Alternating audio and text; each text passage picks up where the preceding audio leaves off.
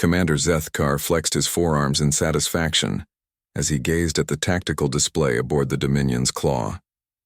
The blue-green world below them spun peacefully, unaware that its fate had already been sealed in the halls of the galactic hegemony.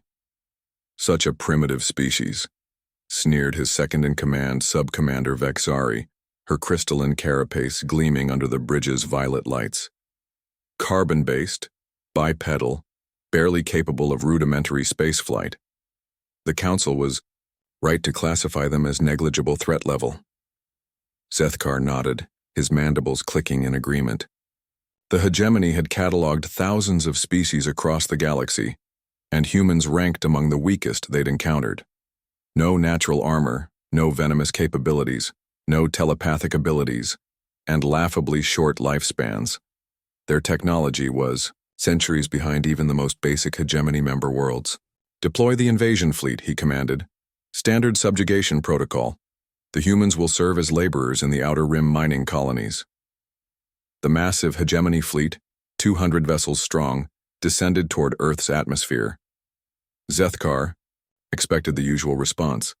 Panicked surrender, desperate pleas for mercy, perhaps a few futile attempts at resistance that would be crushed within hours. What he didn't expect was silence.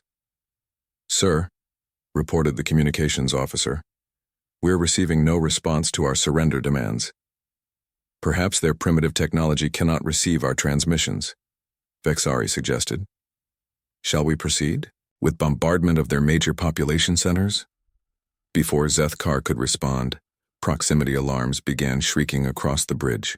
The tactical display erupted in red warnings as hundreds of new contacts appeared around the fleet, contacts that hadn't been there moments before. "Where did they come from?" Zethkar roared, his four eyes darting across the readings. "Unknown, sir.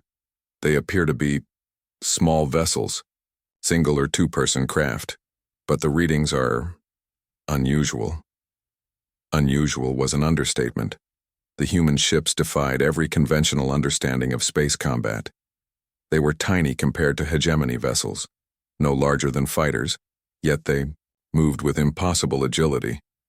They didn't follow standard attack formations or engage at safe distances.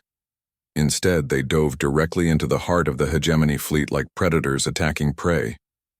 "Impossible," Vexari whispered as she watched a human craft barrel roll between two massive hegemony destroyers, somehow avoiding their overlapping fields of fire. No organic being could survive those G-forces. The first hegemony ship exploded in a brilliant flash, then another, and another. "Sir, the humans appear to be targeting our reactor cores directly," the tactical officer reported, his voice strained with disbelief. "They're flying inside our ship's shields, using our own defensive systems against us." Zethkar watched in horror as a human pilot, in a craft barely larger than an escape pod, somehow slipped through the energy barrier of their largest dreadnought and disappeared into its superstructure. Moments later, the kilometer-long vessel cracked in half, its fusion reactors going critical. "This is impossible," he snarled. "No species fights like this. Where's their command structure? Their battle formations? Their self-preservation instincts?" As if in answer to his question, a transmission crackled through the bridge speakers. It was in broken galactic standard, spoken with a heavy accent that somehow made it sound even more ominous. "Hegemony Fleet, this is Captain Sarah Chen of the Terran Defense Corps. You came to our home. You threatened our families. You called us weak." The human's voice carried a cold fury that made Zethkar's internal temperature drop. "We're about to show you what human weakness looks like." The assault intensified. Human pilots performed maneuvers that should have liquefied their organs, threading their ships through spaces that seemed physically impossible to navigate. They rammed hegemony vessels when their weapons ran dry, ejecting at the last second only to be picked up by their comrades. Some didn't eject at all.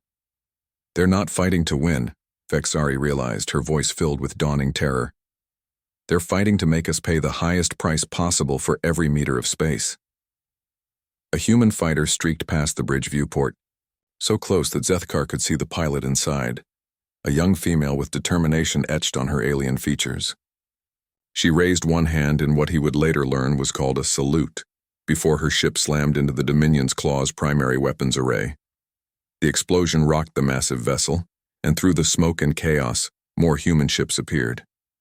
These were larger vessels, crude by hegemony standards but bristling with weapons that seemed designed for one purpose: making things explode as violently as possible. "Sir," the communications officer called out, "we're receiving a general transmission from the planet's surface." "Put it through," Zethkar commanded, though he dreaded what he might hear. The voice that emerged was different from the first, older, gruffer, but carrying the same underlying steel. "This is Admiral Rebecca Torres, Terran Defense Corps. You have 30 seconds to begin retreat procedures before we stop being polite." "Polite?" Vexari shrieked. "They call this polite?" As if summoned by her words, new contacts appeared on the display. Massive human vessels, battleships that dwarfed even hegemony dreadnoughts, emerged from behind Earth's moon.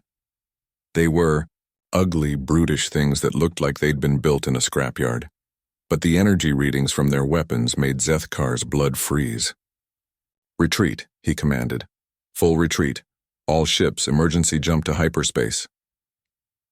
As the surviving hegemony vessels fled Earth's solar system, Zethkar stared at the casualty reports in disbelief.